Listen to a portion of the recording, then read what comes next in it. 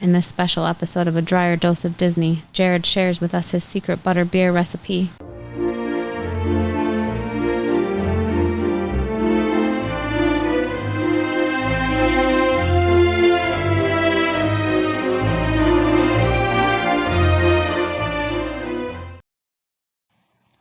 Welcome to another episode of A Drier Dose of Disney. I'm your host, Jared Dreyer, and today we've got another special episode for you on butterbeer. This is probably the greatest drink that's ever been invented, and if you've been to the Universal Parks, whether it's in Hollywood or in Orlando, you've probably tried it if you've been in the last few years. If you haven't, you need to. It is one of the best drinks that's out there. But today you're probably listening to this podcast because you want to know how to make butterbeer at home that is virtually identical to the parks. I have tried so many different recipes that are out there, dozens of them, and none of them even get close. In fact, there's even one at Starbucks that people are telling me, oh yeah, this one's good. I went and tried it and I didn't like it. It wasn't anything like what you experienced at the park, but we were able to nail it here at A Drier Dose of Disney. We spent a lot of time, a lot of research on what is actually in the drink, and we broke it down and then we rebuilt it. And in doing so, like I said, we made this imitation perfect. It is exactly like what you would experience in the park, and we're going to share that with you today. So first, we want to do some housekeeping. We'd love for you to subscribe to our podcast wherever you listen. We also have it available on YouTube. So there's a video format that's also available, and you can subscribe there. And of course, if you find anything of value, we'd love your support at Patreon. If you're watching this episode initially in 2022 or early 2023, it's because you already supported us at Patreon. So thank you for doing that. Eventually, we will make this episode free to everyone else as well. But for those that support us, you guys get early access and you can start drinking your butterbeer now.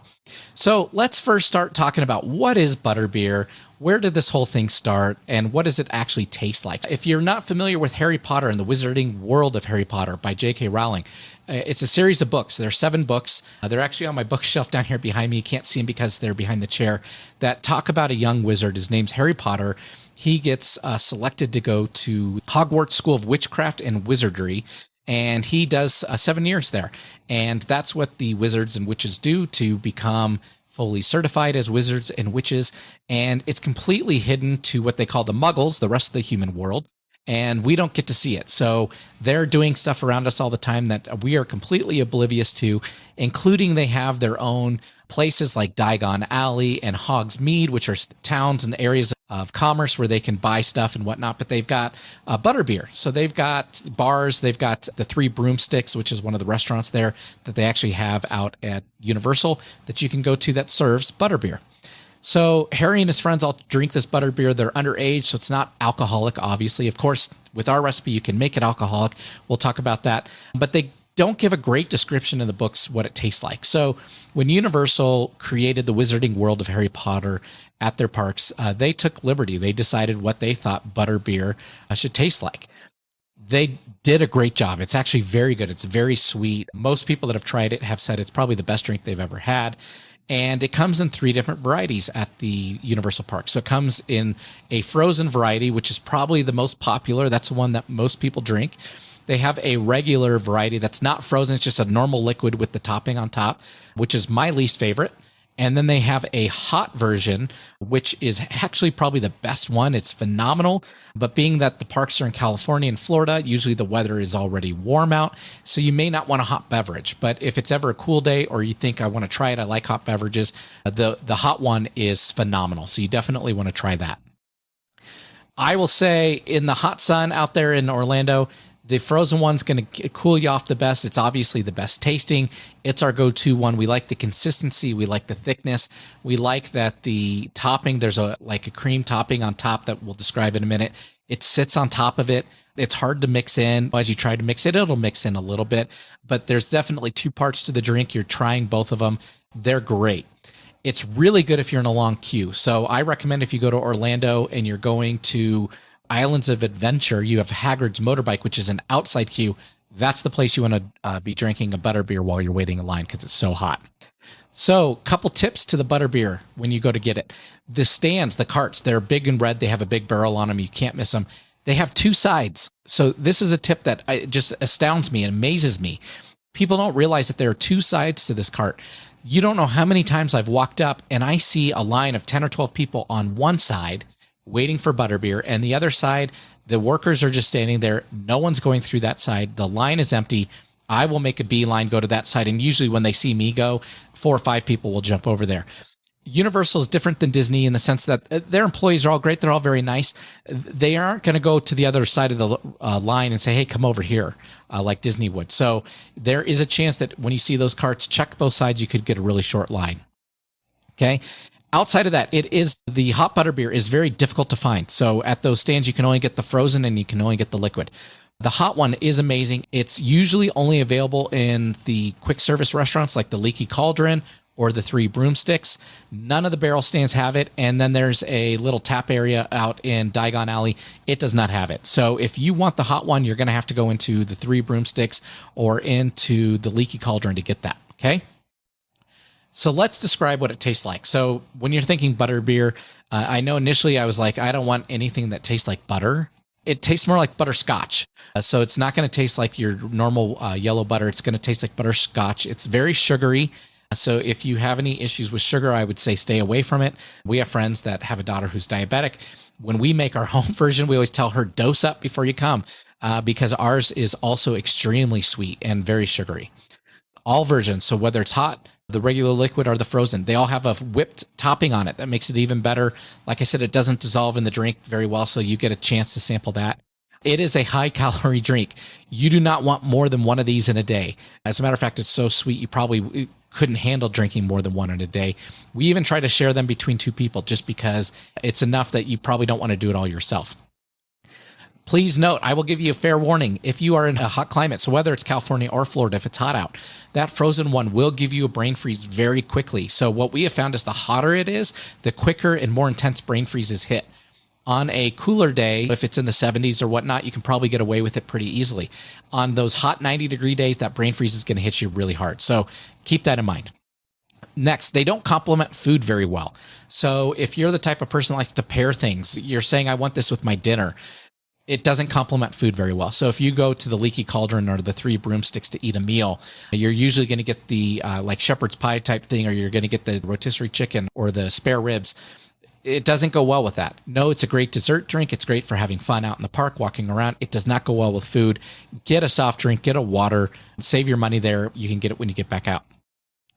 Because of the success Universal's had with the Butterbeer and the absolute craze they've had, Disney's tried to copy it, and relatively unsuccessfully, though I actually like a couple of their drinks.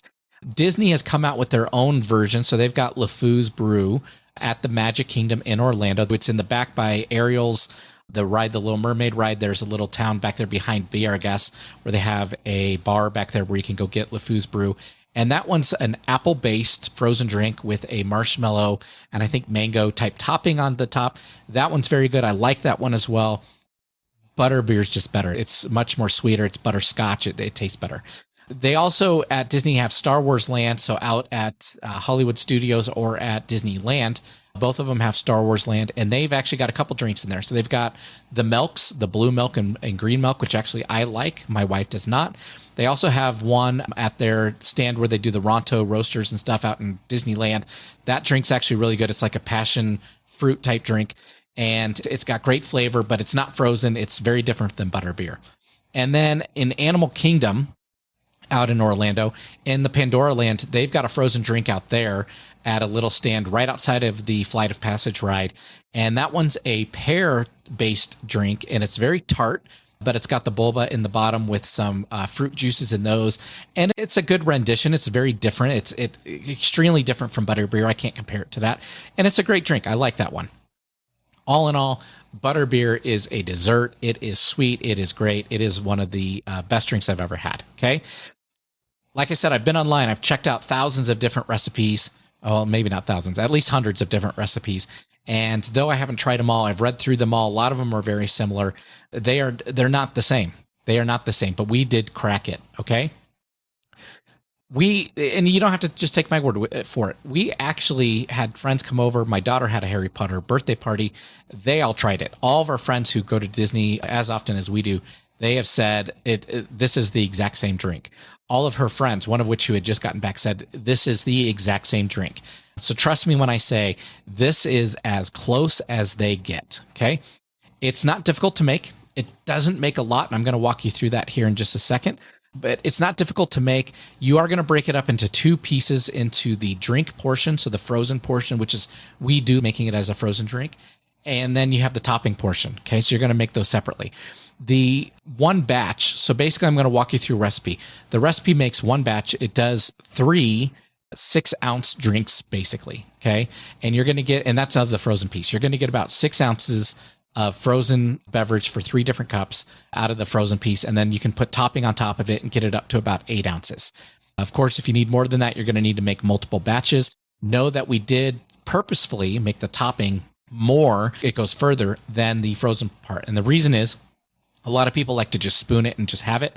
It goes really well in coffee. My wife says she's a big coffee drinker. I'm not. And anytime that we make it, if we've got anything left over, we'll save it, throw it in the fridge, and then she'll add it to her coffee over the next couple of days. So we purposely did that so that it goes a little bit further. For our setup, you do not need to have a Margaritaville machine, but we do use a Margaritaville machine. The reason is it shaves the ice, and that actually makes a really good consistency. You can use a blender. Just know that if you use a blender and the way that it breaks up ice, you're going to have ice chunks versus shaved ice. There's a little bit of a difference there. It's not a huge difference. The taste will be identical. The consistency is going to be what's different. Okay. So if you have a Margaritaville machine, we say definitely use that. If you are a huge Butterbeer fan and you like this recipe, go get a Margaritaville machine. It is totally worth it. It makes the drink 10 times better. Shaved ice is the way to go. Now, alternatives. If you have a snow cone machine or anything like that, you could use that to make the shaved ice. If you're going to use a blender, I would recommend go buy a bag of the Sonic ice. If you go down to Sonic, you can buy a bag of their ice from the actual restaurant. That nugget ice is smaller, it breaks up better, and it will break up in your blender better than big, huge ice cubes. So here we go.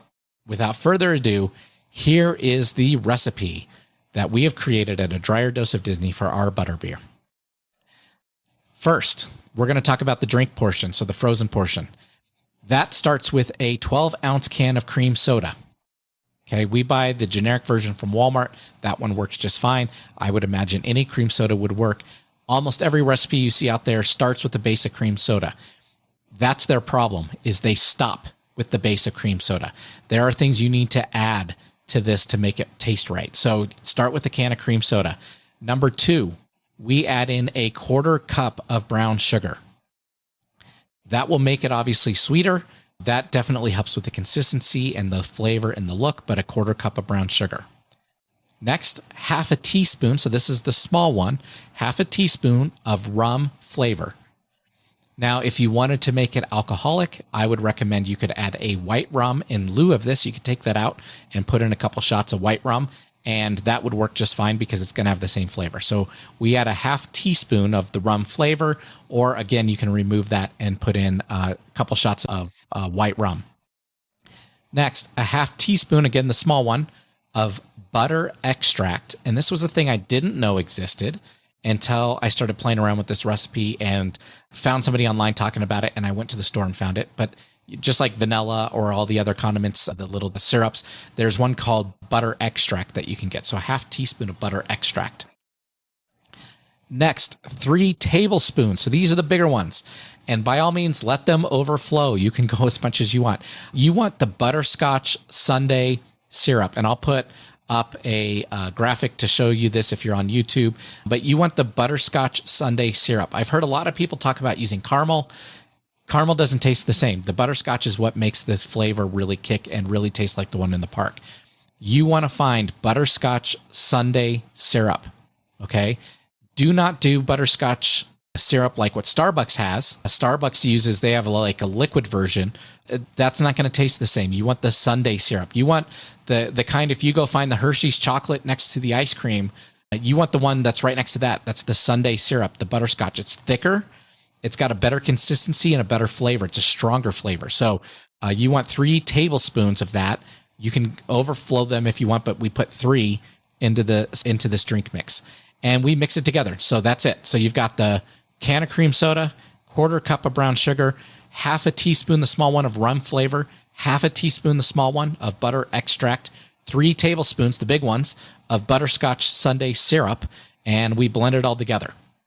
Okay, so that's your frozen piece. Now let's go to the topping. You start with 8 ounces of heavy whipping cream. This is inexpensive. You can get it at any grocery store, and you can even get 8-ounce cartons. That's what we recommend. That's the easiest, unless you're going to have a whole bunch of people and you need to make multiple batches. Like I said, this recipe only makes 3 8-ounce glasses of it when it's all finished. So if you have a lot of people, you're probably going to want to double this up. So 8 ounces of heavy whipping cream. Next, 3/4 cup of marshmallow fluff. And this is where a lot of the recipes go awry, and they miss this. You want the marshmallow fluff. Now, your problem is the consistency is totally different. So we're going to talk about that in just a second. But 3/4 cup of marshmallow fluff. You could add a little more if you want a little more of that marshmallow flavoring, or take a little away, but 3/4 cup of marshmallow fluff. That is also what's going to help it from getting mixed into the drink. That will keep it separated. Next is a 1/4 cup of powdered sugar. Okay, again, like I said, this is very sweet. You've got brown sugar in the main drink, powdered sugar up in the topping. So 1/4 cup of powdered sugar. 1/2 teaspoon, so again, the small one, of vanilla. Just plain vanilla. Again, you can find that in your grocery store in the condiments. So 1/2 teaspoon of vanilla. And then 3 to 5, whatever suits your flavor, of the big tablespoons again of that butterscotch sundae syrup. You want it in both the drink and on the topping, okay? And then what you want to do is you want to whisk it all together. Now, your problem is this is going to take a few minutes because that marshmallow fluff is so thick, it does not want to mix well with the others. We've had a lot of challenges with that. We've used a hand mixer, the little mini hand blender my wife used last time. That actually worked well. It went really quick, but in the end, it didn't break down the same way. So I recommend take about 5 minutes. You're going to sit there for a few minutes with that whisk and just keep whisking it around and around till you get it to a smooth consistency and get that marshmallow fluff and that whipping cream to the same level. Okay. And from there, you're done. You're going to just pour it right on top. We prefer always serve it with a straw. And the reason you want to serve it with a straw is because the layers don't mix well together. You can use the straw to try to do that. But then you can sample some from the bottom. You can draw some from the top and get it all together in one mouthful. And you're going to just be in delight with how good this butterbeer recipe is. Again, this is basically identical to the Parks. I've never seen the Park recipe, full disclosure. I can tell you though, side by side, you probably wouldn't be able to tell the difference between the two. With the exception, we do believe ours is just a tad bit sweeter, and it's probably in that powdered sugar or in that brown sugar. So we may be able to back that down just a little bit and hit it a little bit closer, but we like it because it's sweet and we like sweet things. There you have it. Go out there, try with your family, make that butterbeer recipe tonight, enjoy it with one another, and have a little bit of the Parks at home. Thanks for joining us today. Again, we hope that you subscribe to our podcast or onto our video podcast on YouTube, wherever you're listening to us. Please click that subscribe button. Please go onto our Facebook page. You can click follow us there. We've also got our I Can Do This All Day tip of the day merchandise out there on Etsy. And you're probably already subscribed to us through Patreon. So we thank you for the support. But if not, you can go support us there or make a donation. Have a magical day.